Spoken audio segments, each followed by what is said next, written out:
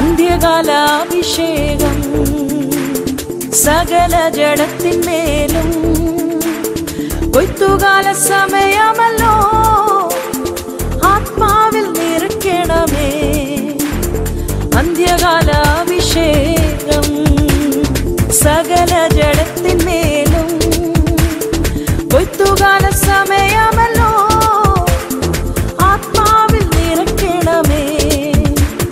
തീ പോലെ ഇറങ്ങണമേ, അഗ്നിനാവായി പതിയണമേ, കൊടുങ്കാറ്റായി വീശണമേ, ആത്മനദിയായി ഒഴുകണമേ. തീ പോലെ ഇറങ്ങണമേ, അഗ്നിനാവായി പതിയണമേ, കൊടുങ്കാറ്റായി വീശണമേ, ആത്മനദിയായി ഒഴുകണമേ.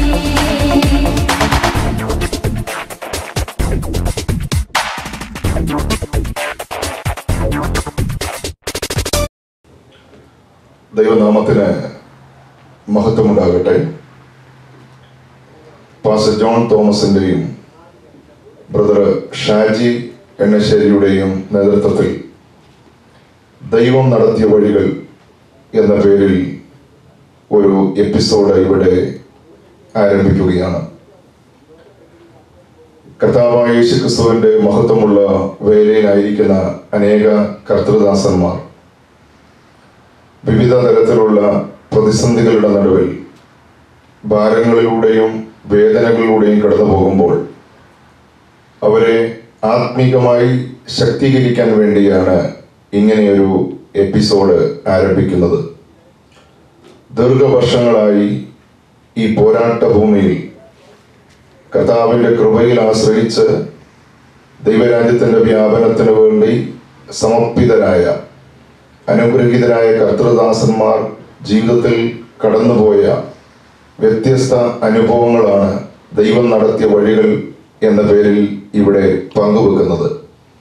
ഇത് കേൾക്കുന്ന എല്ലാ ദൈവമക്കൾക്കും കർത്തൃദാസന്മാർക്കും നിശ്ചയമായിട്ടും മുന്നോട്ട് ഗമിപ്പാനായിട്ടുള്ള ആത്മീക കരുത്ത് പകരും എന്നുള്ളതിൽ യാതൊരു സംശയവുമില്ല. ഇന്നു മുതൽ കർത്താവിൻ്റെ കൃപയിൽ ആശ്രയിച്ച് ദൈവം നടത്തിയ വഴികൾ എന്ന ഈ എപ്പിസോഡ് ഇവിടെ സമാരംഭിക്കുകയാണ്. എല്ലാവരെയും ദൈവം അനുഗ്രഹിക്കട്ടെ. ദൈവത്തിൻ്റെ അതിപരിശുദ്ധ നാമത്തിനായി ഞാൻ ദൈവത്തെ സ്തുതിക്കുകയാണ്. ഇന്ന് ഈ ആരംഭത്തിൻ്റെ അല്ലെങ്കിൽ സുവിശേഷ വേലയോടുള്ള ബന്ധത്തിൽ ജനങ്ങൾ ദൈവത്തെ അറിയണമെന്നുള്ള വലിയ ആഗ്രഹം മാനിച്ചുകൊണ്ട് ദൈവം ഇങ്ങനെയുള്ള ഒരു അവസരം കർത്താവിൻ്റെ ദാസനും ഷാജിക്കും അതുപോലെ കർത്താവിൻ്റെ ദാസനായിരിക്കുന്ന ജെയിംസ് പാസ്റ്റർക്കും ഷാജിക്കുമുള്ളതായ താല്പര്യം ദൈവം ധാരാളമായി അതിനെ അനുഗ്രഹിക്കട്ടെ എന്ന് ഞാൻ പ്രാർത്ഥിക്കുകയാണ്. ദൈവത്തിൻ്റെ അതിപരിശുദ്ധ നാമത്തിനായി ഞാൻ ദൈവത്തെ സ്തുതിക്കുകയാണ്. ഇങ്ങനെ ഒരു അവസരം ദൈവം തന്നല്ലോ. പ്രത്യേകാല ഇങ്ങനെ ഒരു ആരംഭം കർത്താവിൻ്റെ വചനം എല്ലായിടത്തും എത്തിക്കണമെന്നുള്ള ആഗ്രഹത്തോടെ തന്റെ മക്കൾ ആഗ്രഹത്തോടെ ചെയ്യുന്നത് ദൈവം തീർച്ചയായും മാനിക്കും എന്ന് ഞാൻ വിശ്വസിക്കുകയാണ്. നമ്മളിൽ ഏത് പ്രവൃത്തി ചെയ്താലും അത് അവസാനം വരെയും കംപ്ലീറ്റ് ചെയ്യുവാൻ ദൈവം വിശ്വസ്തനാണ്. ദൈവം അത് ചെയ്യും എന്ന് ഞാൻ വിചാരിക്കുകയാണ്. അനേക വർഷങ്ങളായി കർത്താവിൻ്റെ വേലയിലായിരിക്കുന്ന പാസ്റ്റർ ജെയിംസും അതുപോലെ കർത്താവിൻ്റെ വേലയ്ക്ക് വേണ്ടി സകല ഹെൽപ്പുകളും ചെയ്യുന്നതായ ഷാജിയുടെയും ജീവിതത്തിൻ്റെ ആഗ്രഹം ദൈവം തീർച്ചയായിട്ടും സാധിപ്പിക്കും. അതുകൊണ്ട് ഈ പ്രസ്ഥാനം അല്ലെങ്കിൽ ഇപ്പോൾ ഇവിടെ തുടങ്ങുന്നതായ ഈ ആരംഭം അനേകരിലേക്ക് എത്തിക്കുവാൻ ദൈവം സഹായിക്കട്ടെ എന്ന് ഞാൻ ആശംസിക്കുന്നു. കർത്താവിൻ്റെ മഹത്വം ഉണ്ടാകട്ടെ. ഇങ്ങനെ ഒരു നല്ല സംരംഭം കർത്താവിൻ്റെ ദാസൻ പാസ്റ്റർ ഷാജി ദീർഘവർഷങ്ങളായിട്ട് ഈ പട്ടണത്തിൽ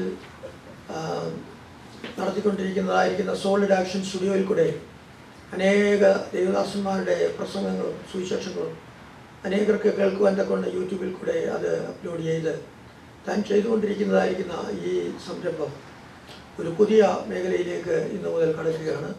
അത് മറ്റൊന്നുമല്ല, അനുഭവങ്ങളും ദേവദാസന്മാരുടെ അനുഭവങ്ങളും അവരുടെ പ്രവർത്തന കാര്യങ്ങളെക്കുറിച്ചൊക്കെ ഉള്ളതായിരിക്കുന്ന ഒരു ഇൻ്റർവ്യൂ ഇവിടെ നടത്തുവാനായിട്ട് ഇടയായിത്തീർന്നു. അങ്ങനെ ഈ കാര്യത്തിൽ അനേകർക്ക് ഇത് ആശ്വാസവും ധൈര്യവും കിട്ടുവാൻ തക്കവണ്ണം നമുക്ക് പ്രാർത്ഥിക്കാം. 1 Corinthians 9:16 ഞാൻ സുവിശേഷം അറിയിക്കുന്നു എങ്കിൽ എനിക്ക് പ്രശംസിക്കാൻ ഒന്നുമില്ല. നിർബന്ധം എൻ്റെ മേൽ കിടക്കുന്നു. ഞാൻ സുവിശേഷം അറിയിക്കുന്നില്ല എങ്കിൽ എനിക്ക് അയ്യോ കഷ്ടം. ഞാനത് മനഃപൂർവ്വം നടത്തുന്നുവെങ്കിൽ എനിക്ക് പ്രതിഫലമുണ്ട്. മനഃപൂർവ്വം അല്ലെങ്കിലും കാര്യം എന്നിൽ പരിമേൽപ്പിച്ചിരിക്കുന്നു. എന്നാൽ എൻ്റെ പ്രതിഫലം എന്ത്? സുവിശേഷം അറിയിക്കുമ്പോൾ സുവിശേഷ ഘോഷണത്തിലുള്ള അധികാരം മുഴുവനും ഉപയോഗിക്കാതെ ഞാൻ സുവിശേഷ ഘോഷണം ചെലവ് കൂടാതെ നടത്തുന്നത് തന്നെ. ഇങ്ങനെ ഞാൻ കേവലം സ്വതന്ത്രനെങ്കിലും അധികം പേരെ നേടേണ്ടതിന് ഞാൻ എന്നെ തന്നെ എല്ലാവർക്കും ദാസനാക്കി. യഹൂദന്മാരെ നേടേണ്ടതിന് ഞാൻ യഹൂദന്മാർക്ക് യഹൂദനെ പോലെയായി. ന്യായപ്രമാണത്തിന് കീഴുള്ളവരെ നേടേണ്ടതിന് ഞാൻ ന്യായപ്രമാണത്തിന് കീഴുള്ളവനല്ല എങ്കിലും ന്യായപ്രമാണത്തിന് കീഴുള്ളവർക്ക് ന്യായപ്രമാണത്തിന് കീഴുള്ളവനെ പോലെയായി. ദൈവത്തിനും ന്യായപ്രമാണം ഇല്ലാത്തവനാകാതെ ക്രിസ്തുവിൻ്റെ ന്യായപ്രമാണം ഉള്ളവനായിരിക്കെ ന്യായപ്രമാണം ഇല്ലാത്തവരെ നേടേണ്ടതിന് ഞാൻ ന്യായപ്രമാണം ഇല്ലാത്തവർക്ക് ന്യായപ്രമാണം ഇല്ലാത്തവരെ പോലെയായി. ബലഹീനനെ നേടേണ്ടതിന് ഞാൻ ബലഹീനർക്ക് ബലഹീനായി. ഏതു വിധത്തിലും ചിലരെ രക്ഷിക്കേണ്ടതിന് ഞാൻ എല്ലാവർക്കും എല്ലാം ആയി തീർന്നു. സുവിശേഷത്തിൽ ഒരു പങ്കാളിയാകേണ്ടതിന് ഞാൻ സകലതും സുവിശേഷ നിമിത്തം ചെയ്യുന്നു. ഓട്ടക്കളത്തിൽ ഓടുന്നവർ എല്ലാവരും ഓടുന്നുവെങ്കിലും ഒരുവൻ ബിരുദ പ്രാപിക്കുന്നുള്ളൂ എന്നറിയുന്നല്ലോ. നിങ്ങളും പ്രാപിക്കുവാൻ തക്കവണ്ണം ഓടുകയും. ഇത് വാസ്തവത്തിൽ സുവിശേഷ വേലയോടുള്ള ബന്ധത്തിൽ ഇന്ന് നമുക്ക് ലഭിച്ചിരിക്കുന്നതായിരിക്കുന്ന ഈ മീഡിയ അനേകരുടെ ഭവനങ്ങളിൽ ഇരുന്നുകൊണ്ട് ഇത് കാണുവാൻ തക്കവണ്ണം ഈ കഴിഞ്ഞ നാളുകളിൽ കഴിഞ്ഞ 3 വർഷക്കാലമായി കർത്താവിൻ്റെ ദാസൻ ഷാജി എണ്ണശ്ശേരി ചെയ്തതായിരിക്കുന്ന ഈ പ്രവർത്തനം മുഖാന്തരമായിട്ട് അനേക രാജ്യങ്ങളിൽ നിന്ന് പ്രിയപ്പെട്ടവരെ വിളിക്കുവാനും ഈ സുവിശേഷത്തിന് സാക്ഷിയാകുവാനായിട്ട് ഇടയായിക്കൊണ്ടിരിക്കുന്നു. ഈ ദേവദാസൻ ചെയ്യുന്നതായിരിക്കുന്ന ഒരു പുതിയ പ്രവർത്തനമാണ് നാം ഇവിടെ ഇന്ന് ഉദ്ഘാടനം ചെയ്യാൻ പോകുന്നത്. അതിനുവേണ്ടി നമുക്ക് ദൈവസന്നിധിയിൽ കർത്താവിൻ്റെ വലിയ ദാസന്മാരായ M.A. Thomas, pastor KC Paul, അതുപോലെ ഇങ്ങനെ ദൈവസന്നിധിയിലായി കടന്നു വന്ന് പ്രിയ ദൈവമക്കളോടുകൂടെ ആയിരിക്കാൻ കർത്താവ് സഹായിച്ചു. ഈ കാര്യത്തിനു വേണ്ടി കർത്താവ് ഈ പ്രവർത്തനത്തെ ധാരാളമായി അനേക ഹൃദയങ്ങൾക്ക് ആശ്വാസവും അനേകരുടെ രക്ഷയ്ക്ക് കാരണമായി തീരുവാൻ സ്വർഗത്തിലെ അനേകരുടെ പേര് സ്വർഗത്തിൽ ജീവന്റെ പുസ്തകത്തിൽ എഴുതത്തക്ക വിധത്തിൽ ആയിത്തീരേണ്ടതിന് ഈ ശുശ്രൂഷ മുഖാന്തരമായിട്ട് ഇത് കാണുകയും കേൾക്കുകയും ചെയ്യുന്നവർ അല്ലെങ്കിൽ അനേകർ ഞങ്ങൾക്ക് വേണ്ടി പ്രാർത്ഥിക്കുക. തുടർന്ന് പ്രാർത്ഥനയിൽ ഞങ്ങളെയും ഓർക്കുക എന്ന് അപേക്ഷിച്ചുകൊണ്ട് ഞാൻ എൻ്റെ വാക്ക് ചുരുക്കുന്നു. നമുക്കൊരു വാക്ക് പ്രാർത്ഥിക്കാം. പരിശുദ്ധ കർത്താവേ, സ്വർഗ്ഗപിതാവേ, അവിടുന്ന് ഞങ്ങൾക്ക് വേണ്ടി പ്രവർത്തിച്ചിരിക്കുന്ന ഓർത്ത് നന്ദിയോടുകൂടെ സ്തോത്രം. നിങ്ങളിൽ നല്ല പ്രവൃത്തി ആരംഭിച്ചിരിക്കുന്നവൻ കർത്താവ് യേശുക്രിസ്തുവിന്റെ നാളോളം തികയ്ക്കുമെന്നുള്ളതിന്റെ വചനപ്രകാരം വാഗ്ദത്തപ്രകാരം കർത്താവെ ഇവിടെ ആരംഭിച്ചിരിക്കുന്നതായിരിക്കുന്ന ഈ പ്രോഗ്രാം അനുസരിച്ച് അനേകർക്ക് ഇത് ആശ്വാസമാകുവാൻ, അനേകരുടെ ജീവിതത്തിൽ രൂപാന്തരം വരുത്തുവാൻ, അനേക കർത്താവിനെ കണ്ടുമുട്ടുവാൻ, കർത്താവെ സുവിശേഷം ലോകമെങ്ങും എത്തിക്കണമെന്നുള്ളതായിരിക്കുന്ന കർത്താവിൻ്റെ ദാസനും അതുപോലെ കർത്താവെ അവിടുന്ന് കൽപ്പിച്ചല്ലോ, നിങ്ങൾ ഭൂലോകത്തിലൊക്കെയും പോയി എൻ്റെ സാക്ഷികളായി തീരണം, സുവിശേഷം അറിയിക്കണം, അതിനെ വിശ്വസിക്കുന്നവരെ കർത്താവിൻ്റെ നാമത്തിൽ പിതാവിൻ്റെയും പുത്രൻ്റെയും പരിശുദ്ധാത്മാവിൻ്റെ നാമത്തിൽ സ്നാനപ്പെടുത്തി വിശ്വാസത്തിൽ കൊണ്ടുവരണമെന്നുള്ളതായിരിക്കുന്ന ദൈവവചന പ്രകാരം കർത്താവെ ഈ പ്രോഗ്രാം ഞങ്ങൾ ഇപ്പോൾ പിതാവിൻ്റെയും പുത്രൻ്റെയും പരിശുദ്ധാത്മാവിൻ്റെയും നാമത്തിൽ സമർപ്പിച്ച് പ്രാർത്ഥിക്കുന്നു. കർത്താവിൻ്റെ നാമത്തിൽ ഉദ്ഘാടനം ചെയ്യുന്നു. യേശു നാമത്തിൽ തന്നെ. സോളിഡ് ആക്ഷൻ സ്റ്റുഡിയോയുടെ പുതിയ ചാപ്റ്ററാണ് ദൈവം നടത്തിയ വഴികൾ. ഇന്നത്തെ ഈ എപ്പിസോഡിലേക്ക് വന്നിരിക്കുന്ന മാന്യ ദൈവത്തിൻ്റെ ദാസനെ നമുക്ക് പരിചയപ്പെടാം. അദ്ദേഹത്തിൻ്റെ പേരും കാര്യങ്ങളൊക്കെ പറയും. Thank you. പക്ഷെ ഇവിടെ നിന്നാണ് വന്നത്? നാട്ടിൽ ഇങ്ങനെ ഇവിടെ വിസിറ്റിംഗ് വേണ്ടി വന്നാണല്ലോ. 10 മാസമുണ്ട് നാട്ടിലെ സ്ഥലത്തായിരുന്നു എന്നൊക്കെ ഒന്ന് പറയാമോ? എൻ്റെ പേര് CV ഏബ്രഹാം എന്നാണ്. എൻ്റെ വീട് റാന്നിയാണ്. 1979 രക്ഷിക്കപ്പെടുവാൻ തക്കോണം കർത്താവ് സഹായിച്ചു. 1981 ഞാൻ സുവിശേഷ വേലയ്ക്ക് വേണ്ടിയുള്ള ദൈവവിളി മനസ്സിലാക്കുവാനിടയായത്.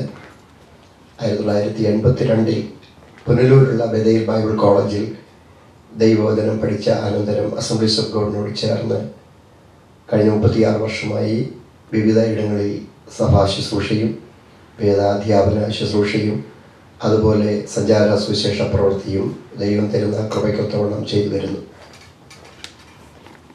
ഈ രക്ഷയിലേക്ക് വരാനുള്ള എന്തെങ്കിലും പ്രത്യേക കാരണങ്ങൾ പാസ്റ്ററുടെ ജീവിതത്തിൽ ഉണ്ടായിട്ടുണ്ടോ? തീർച്ചയായിട്ടും. ഞങ്ങൾ പാരമ്പര്യമായൊരു മർത്തോമ കുടുംബ പശ്ചാത്തലമുള്ളവരാണ്. പെന്തക്കോസ്ത് ഞങ്ങൾക്ക് അപരിചിതമായിരുന്നു എന്നു മാത്രമല്ല അസ്പർശ്യമായിരുന്ന ഒരു ചിന്താഗതിയിലായിരുന്നു ഞങ്ങൾ ജീവിച്ചിരുന്നത്. ഞങ്ങളുടെ മാതാപിതാക്കൾ പെന്തക്കോസ്തിനോട് ആഭിമുഖ്യമുള്ളവരായിരുന്നില്ല. എന്നാൽ എൻ്റെ മാതാവ് വളരെ നന്നായി പ്രാർത്ഥിക്കുന്ന, പ്രാർത്ഥനാനുഭവമുള്ള, ആത്മീയ കാഴ്ചപ്പാടുള്ള ഒരു സ്ത്രീയായിരുന്നു.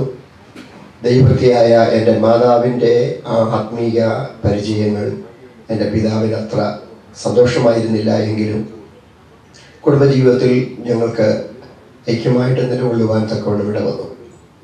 ഞാൻ യേശുക്രിസ്തുവുമായുള്ള വ്യക്തിപരമായ എൻ്റെ ബന്ധം സ്ഥാപിക്കാൻ ഇടവന്നത് 1979 ഞാൻ ഹൈസ്കൂളിൽ, റാന്നി ഹൈസ്കൂളിൽ പഠിച്ചുകൊണ്ടിരിക്കുന്ന സമയത്ത് എൻ്റെ വിദ്യാഭ്യാസത്തോടുള്ള ബന്ധത്തിൽ എനിക്ക് മുന്നോട്ട് പോകുവാൻ കഴിയാത്ത ഒരു പ്രതിസന്ധി ഉണ്ടായി. കേട്ടാൽ അല്പം അവിശ്വസനീയമെന്ന് തോന്നിയാലും യാഥാർത്ഥ്യമായി സംഭവിച്ചത് ഒരു ദൈവിക പ്രവൃത്തിയായിരുന്നുവെന്ന് പിന്നീട് എനിക്ക് മനസ്സിലാക്കാൻ കഴിഞ്ഞു. രാവിലെ സ്കൂളിൽ പോകുവാൻ ഞാൻ തയ്യാറാകുമ്പോഴേക്കും എൻ്റെ ശരീരത്തിൽ ഒരു വിറയൽ പോലെയുള്ള അനുഭവം ഉണ്ടായിട്ട് സ്കൂളിൽ കടന്നു പോകുവാൻ കഴിയാത്ത ഒരന്തരീക്ഷമായിരുന്നു. ഒരു ഭീതി മാനസികമായിട്ട് എനിക്ക് തോന്നുക, ശാരീരികമായി ഞാൻ കുഴഞ്ഞു വീഴുക. ഇത് പല ദിവസങ്ങളിൽ വന്നപ്പോൾ എൻ്റെ ക്ലാസ്സുകൾ മുടങ്ങി.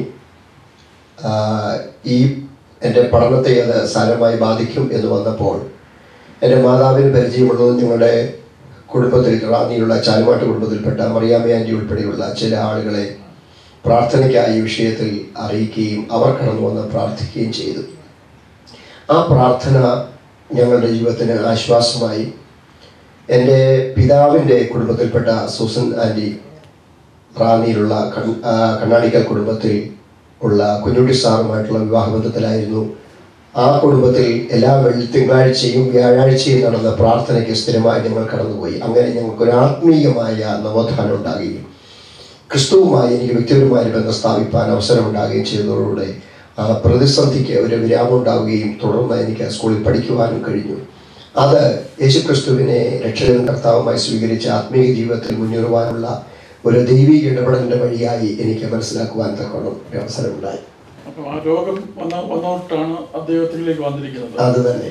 അന്നേരം ഈ വിവാഹത്തേക്ക് വന്നപ്പം വീട്ടിൽ എന്തെങ്കിലും പ്രശ്നങ്ങളോ മാതാപിതാക്കളുടെയോ സഹോദരങ്ങളുടെയോ എന്തെങ്കിലും പ്രശ്നങ്ങൾ എന്തെങ്കിലും അഭിമുഖീകരിക്കേണ്ടതായിട്ട് വന്നിട്ടുണ്ടോ? വാസ്തവത്തിൽ എൻ്റെ പിതാവും മാതാവും എൻ്റെ വിദ്യാഭ്യാസത്തെക്കുറിച്ച് വളരെ ഉത്കണ്ഠയുള്ളവരായിരുന്നു എന്നതിനാൽ ഞാൻ ഈ ആത്മീയ തീരുമാനമെടുക്കുന്നതിൽ അവർ പ്രോത്സാഹിപ്പിക്കുക മാത്രമേ ചെയ്തുള്ളൂ. എന്നാൽ എൻ്റെ മൂത്ത സഹോദരൻ ആ കാര്യത്തിൽ വലിയ താല്പര്യമുള്ളയാളായിരുന്നെങ്കിലും തനിക്ക് ആ വിഷയത്തിൽ യാതൊരു പ്രതിബന്ധവും ഉണ്ടായിരുന്നില്ല, അഭിപ്രായ വ്യത്യാസം ഉണ്ടായിരുന്നില്ല. പക്ഷേ എൻ്റെ മാതാപിതാക്കളുടെ സഹോദരങ്ങൾക്കാർക്കും തന്നെ ഞങ്ങളിങ്ങനെ ഒരു ആത്മീയമായ തീരുമാനമെടുത്ത് മുന്നോട്ട് പോകുന്നതിൽ താല്പര്യമായിരുന്നില്ല.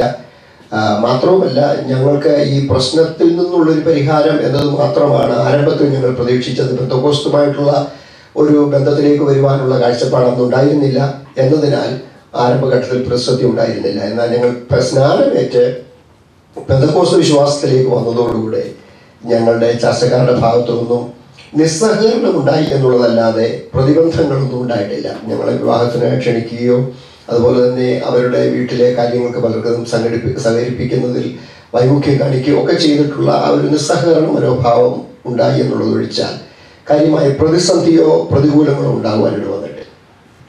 പാസ്റ്റർ ഇങ്ങനെ ഇത് ബൈബിൾ സ്കൂളിലെ പഠിത്തം കഴിഞ്ഞിട്ട് ഭാഗത്തേക്ക് വന്ന് എങ്ങനെ നേരിട്ട് ശുശ്രൂഷയിലേക്ക് പോകുമായിരുന്നു, അതോ കേരളത്തിൽ നിൽക്കുമായിരുന്നു, അതോ നോർത്ത് ഇന്ത്യയിലും എല്ലാം പോയിട്ടുണ്ടോ? Thank you.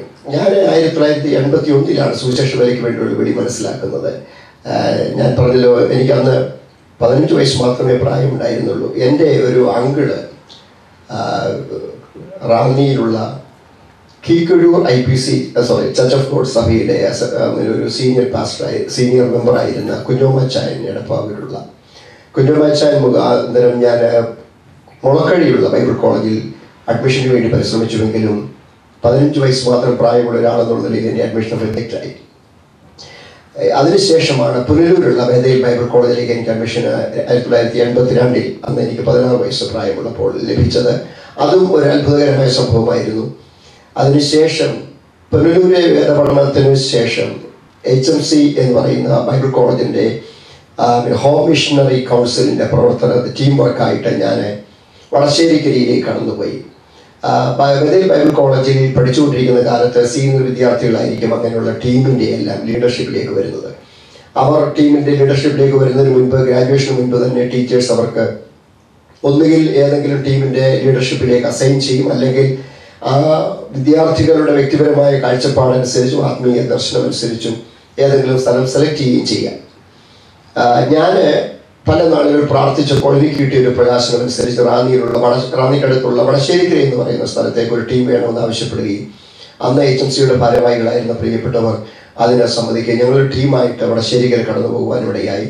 അവിടെ അന്ന് അസംബ്ലീസ് ഓഫ് ഗോഡിന്റെ പ്രവർത്തനം ഉണ്ടായിരുന്നില്ല. എന്നാൽ അതിനടുത്ത് മണിയാർ എന്ന് പറയുന്ന ഒരു എ.വി. തോമസിൻ്റെ എസ്റ്റേറ്റ് ഉണ്ട്, ഡാമുണ്ട്. അതിനൊക്കെ അടുത്തുള്ള കുറേ ആളുകൾ പെന്തക്കോസ്ത് അനുഭാവികളായവർ ഞങ്ങളുടെ പ്രവർത്തനത്തെക്കുറിച്ച് കേൾക്കുകയും അസംബ്ലീസ് ഓഫ് ഗോഡിൻ്റെ പ്രവർത്തനങ്ങളെക്കുറിച്ച് മനസ്സിലാക്കുകയും ചെയ്തതിൻ്റെ അടിസ്ഥാനത്തിൽ ഞങ്ങളുടെ ടീം വർക്ക് ഞങ്ങൾ മണിയാറേക്ക് മാറ്റി.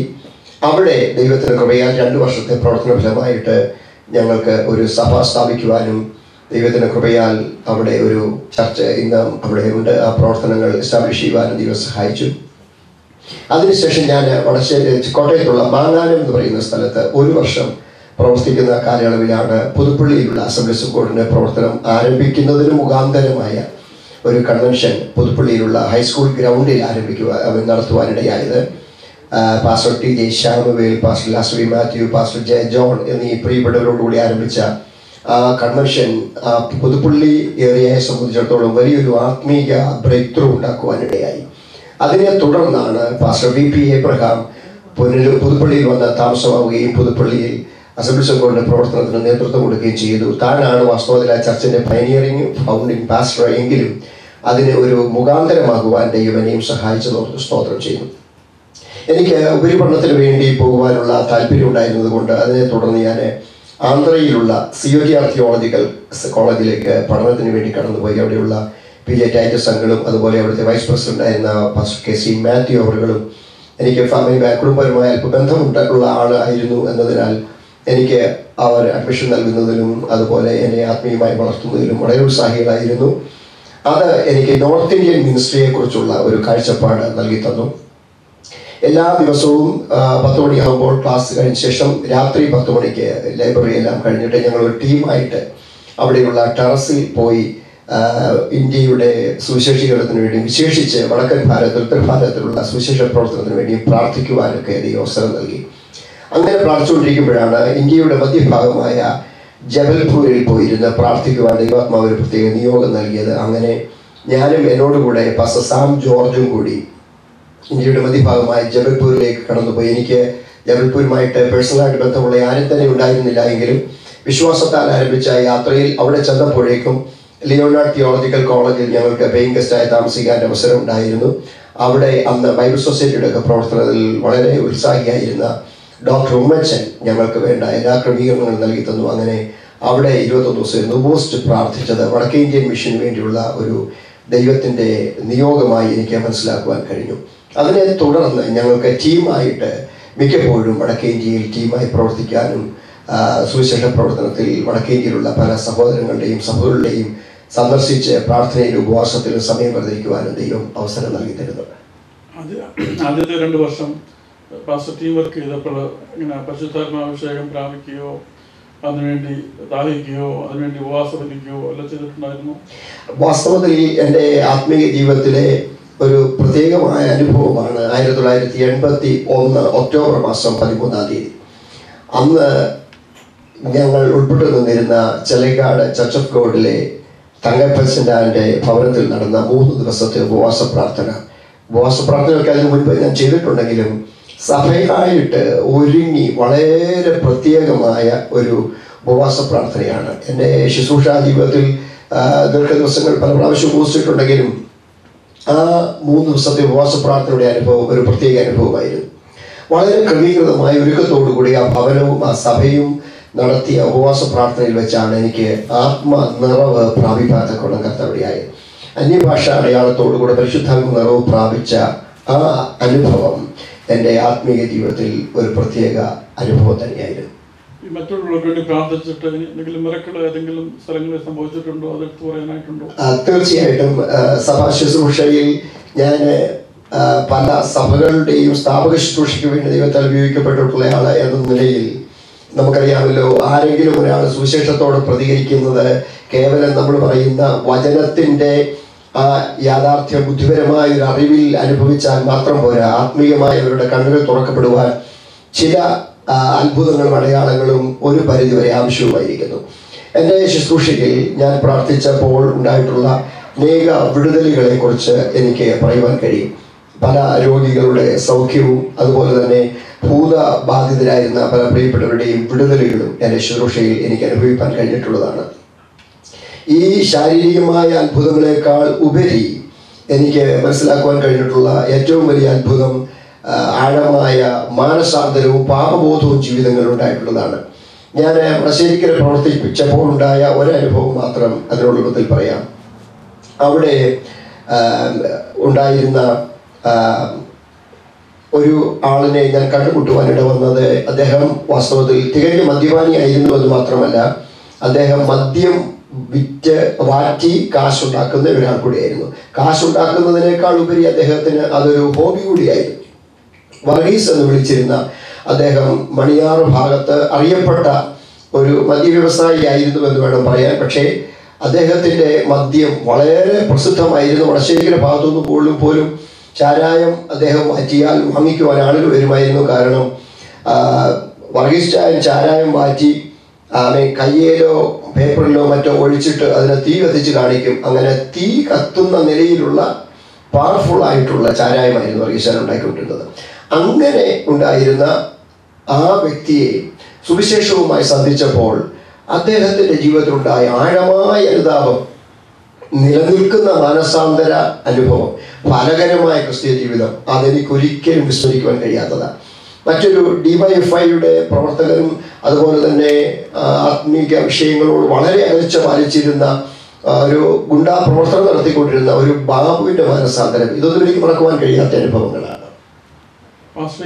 രക്ഷിക്കപ്പെട്ടതിന് ശേഷം എങ്ങനെ പിന്മാറ്റാവസ്ഥയിലേക്ക് എന്തെങ്കിലും പോകാനുള്ള ചാൻസസ് വന്നിട്ടുണ്ടോ? അതോ അങ്ങനെ ടെംപ്റ്റേഷൻ വന്നിട്ടുണ്ടോ? അതോ ഇനി ഏതെങ്കിലും പാപപ്രവൃത്തികളിലേക്ക് പോകാനായിട്ട് മനസ്സ് തിരിഞ്ഞിട്ടുണ്ടോ? അത് ഹൃദയത്തിൽ നിന്ന് പാസ്റ്റർ പറഞ്ഞു കഴിഞ്ഞാൽ നല്ല ഉപകാരമാണ്. എൻ്റെ ആത്മീയ ജീവിതത്തിൽ ഒരിക്കലും എനിക്ക് സ്വർഗീയ അനുഭവത്തിൽ ഒരേ ലെവലിൽ കീപ്പ് ചെയ്യുവാൻ കഴിഞ്ഞു എന്ന് അവകാശപ്പെടുവാൻ കഴിയില്ല. എൻ്റെ ആത്മീയ ജീവിതത്തിൽ ആത്മീയമായി ഞാൻ ഒത്തിരി ഡൗണായി പോയിട്ടുള്ള, തകർന്നു പോയിട്ടുള്ള, ക്ഷീണിച്ചു പോയിട്ടുള്ള, മനസ്സുമെടുത്തു പോയിട്ടുള്ള ധാരാളം അനുഭവങ്ങൾ ഉണ്ടായിട്ടുണ്ട്. അതിന് പല കാരണങ്ങളുണ്ട്. ശുശ്രൂഷാ തലത്തിൽ നമുക്കറിയാമല്ലോ, മാനുഷികമായും പൈശാചികമായും നമുക്ക് നേരിടേണ്ടി വരുന്ന പ്രതികൂലങ്ങളും പ്രതിബന്ധങ്ങളും മനസ്സിനെ തളർത്തുക മിക്ക ശുശ്രൂഷകന്മാരുടെയും ജീവിതത്തിൽ സംഭവിച്ചിട്ടുള്ളതാണ് എന്ന് ഞാൻ മനസ്സിലാക്കിയിട്ടുണ്ട്. അങ്ങനെയുള്ള ചില പ്രതിസന്ധിയുടെ നടുവിൽ ആത്മീയ ശുശ്രൂഷകളോട് വിരാമം കുറിക്കുവാൻ തക്കവണ്ണം ഞാൻ വ്യക്തിപരമായി തീരുമാനിച്ചിട്ടുള്ള ചില നിമിഷങ്ങളുണ്ട്. പക്ഷേ അത് വ്യക്തിപരമായി ദൈവസന്നിധിയിൽ കൂടുതൽ ഇരുന്ന് പ്രാർത്ഥിക്കുവാനുള്ള വഴികളായി എന്നതാണ് പിന്മാറ്റത്തിലേക്ക് പോകുവാനോ അല്ലെങ്കിൽ മറ്റൊരു തീരുമാനം എടുക്കുവാനോ ഇടയാകാതിരുന്നിട്ടുള്ളത്. 16-ാമത്തെ വയസ്സിൽ സുവിശേഷ വേലയ്ക്ക് ഇറങ്ങി തിരിച്ചിട്ടുള്ള എൻ്റെ വ്യക്തിപരമായ ജീവിതത്തിൽ അന്ന് ഞങ്ങളുടെ കുടുംബ പശ്ചാത്തലത്തിൽ പെന്തക്കോസ്ത് തന്നെ അന്യമായിരുന്നു. അങ്ങനെയുള്ള ഒരു പശ്ചാത്തലത്തിൽ നിന്ന് സുവിശേഷ വേലയിലേക്ക് വരുമ്പോൾ തീർച്ചയായിട്ടും കുടുംബത്തിൽ ആരും തന്നെ കാര്യമായി പിന്താങ്ങുവാനോ സഹായിക്കുവാനോ ഇല്ലാത്ത അനുഭവം തീർച്ചയായിട്ടും വേദനാജനകമാണ്. എന്നാൽ ആ ബാല്യപ്രായത്തിൽ ആരംഭ സമയത്ത് എനിക്ക് ഏറ്റവും ഊർജം പകർന്നിരുന്നത് എൻ്റെ മാതാവിൻ്റെ പ്രാർത്ഥനയായിരുന്നു. 1982 ഞാൻ ബദേൽ ബൈബിൾ കോളേജിലേക്ക് പഠനത്തിനായി കടന്നു പോകുമ്പോൾ ബൈബിൾ കോളേജിൽ എന്നോട് കൂടി ഉണ്ടായിരുന്നവർ എല്ലാവരും എന്നേക്കാൾ പ്രായം കൂടിയവരും പല ആളുകളും വിവാഹിതരും ആയിരുന്നു. അവരുടെ ഒരു കൊച്ചു ബാലകനെ പോലെയാണ് ഞാൻ ബൈബിൾ കോളേജിൽ പഠനത്തിന് വേണ്ടി കടന്നു പോകാനിട വന്നത്. അവിടുത്തെ പഠന രീതികളൊന്നും എനിക്ക് അത്ര ഉൾക്കൊള്ളുവാൻ കഴിയുന്ന ഒരു മാനസിക വളർച്ചയോ ആത്മീയ വളർച്ചയോ ഒരുപക്ഷെ എനിക്കന്നുണ്ടായിരുന്നില്ല. എന്നാൽ അതിൻ്റെ നടുവിൽ നേരിട്ടിട്ടുള്ള ഏറ്റവും വലിയൊരു പ്രതിസന്ധി 1982 ഒക്ടോബർ മാസം 13-ാം തീയതി എൻ്റെ മാതാവ് ഈ ലോകത്തിൽ നിന്ന് മാറ്റപ്പെട്ടു എന്നുള്ളതാണ്. എനിക്ക് ആത്മീയമായി ഏറ്റവും ഊർജം പകർന്ന എൻ്റെ മാതാവിൻ്റെ മരണത്തോടുകൂടെ ഞാൻ ദൈവസ്ഥനെ തീരുമാനിച്ച, ദൈവമേ, എനിക്ക് ഇനി ആത്മീയമായിട്ട് മുന്നോട്ട് പോകുവാൻ കഴിയില്ല, ഞാൻ മറ്റേതെങ്കിലും ഒരു ജോലിയോടുള്ള ബന്ധത്തിൽ സുവിശേഷ വേല ചെയ്തുകൊള്ളാം. അങ്ങനെ ഒരു തീരുമാനം എടുക്കുവാൻ ഇടവന്ന അനുഭവം ഒരിക്കലും ഞാൻ മറക്കില്ല. ആ തീരുമാനത്തോടുകൂടെ ഞാൻ ഒരു ഉപവാസ പ്രാർത്ഥനയിൽ സംബന്ധിക്കുമ്പോൾ ആ ഉപവാസ പ്രാർത്ഥനയിൽ എന്നെ യാതൊരു വിധത്തിലും പരിചയമില്ലാത്ത ഒരു കർത്തൃദാസി അന്ന് എന്നോട് പറഞ്ഞ ഒരു സന്ദേശം എൻ്റെ ക്രിസ്തീയ ശുശ്രൂഷയിൽ എന്നെന്നും പ്രതിസന്ധി വരുമ്പോൾ അയവിറക്കുവാനിട വരുന്നൊരു സംഭവമാണ്. ആ കർത്തൃദാസി എന്നോട് പറഞ്ഞൊരു കാര്യം, ലോകപ്രകാരം നിനക്ക് നഷ്ടപ്പെട്ടത് ഒരു മാതാവാണെങ്കിലും ഞാൻ നിനക്ക് വേണ്ടി പ്രാർത്ഥിക്കുവാൻ അനേക മാതാക്കളെ എഴുന്നേൽപ്പിക്കും. എനിക്ക് തികച്ചും പരിചയമില്ലാത്ത, എന്നെ അറിയാത്ത ഒരു സ്ത്രീയിലൂടെ ദൈവാത്മാവ് ഇടപെട്ട സന്ദേശമായി ഞാനത് മനസ്സിലാക്കിയപ്പോൾ ദൈവം എന്നോട് സംസാരിക്കുന്ന ദൂതായി ഞാൻ തിരിച്ചറിഞ്ഞു.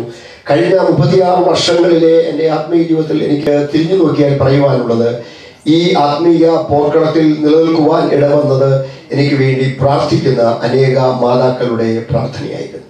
അവസാനത്തെ ഒരു ക്വസ്റ്റ്യൻ കൂടി, പാസ്റ്ററുടെ കുടുംബജീവിതം, കുട്ടികൾ, അവരൊക്കെ എങ്ങനെയാണ് പാസ്റ്ററുമായിട്ടുള്ള ബന്ധം ഇപ്പോൾ കീപ്പ് ചെയ്യുന്നത്? എങ്ങനെയാണ് സമാധാനത്തോടാണ് കഴിയുന്നത്?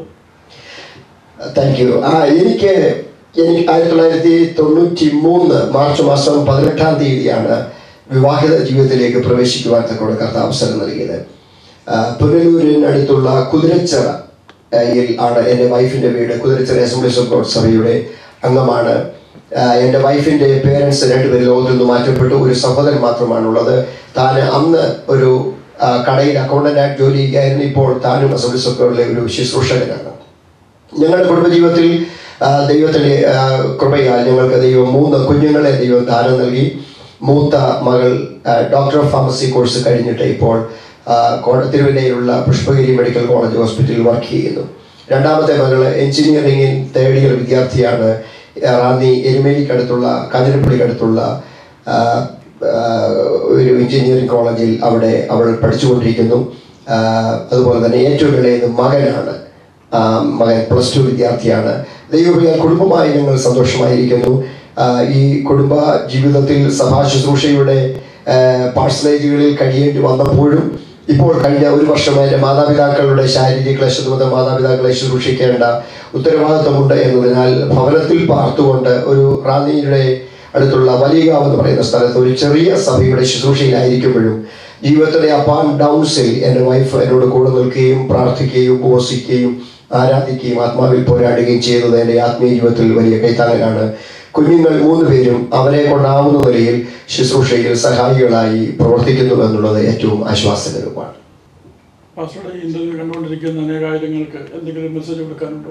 എനിക്ക് ഈ കാലഘട്ടത്തിലുള്ള എല്ലാ ദൈവജനത്തോടും പറയാനുള്ള പ്രസക്തമായ ഒരു സന്ദേശം, കൃത്യമായ ദൈവവചന ഉപദേശത്തിന് വേണ്ടി നിലകൊള്ളുവാൻ ദൈവമക്കൾ തയ്യാറാകണം എന്നുള്ളതാണ്.